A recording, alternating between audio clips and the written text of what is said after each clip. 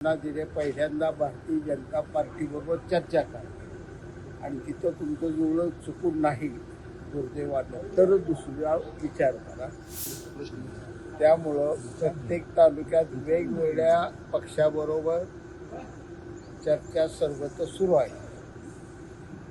आदरणीय उपमुख्यमंत्री एकनाथजी शिंदे साहेबांनी आणि सध्या निवडणुकीचे प्रमुख शिक्षण मंत्री दादासाहेब भुसे यांनी सर्वांना सूचना दिल्या पहिल्यांदा भारतीय जनता पार्टीबरोबर चर्चा करा आणि तिथं तुमचं जुळलं चुकून नाही दुर्दैवानं तर दुसरा विचार करा.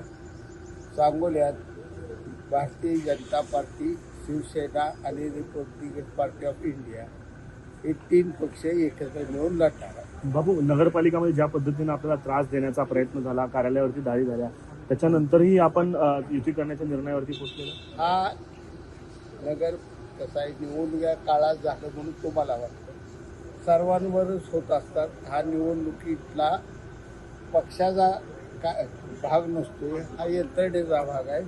पोलीस यंत्रणेचं काम आहे सर्व पक्षात कुठं काय पैसे अडचण चाललंय का बघणं.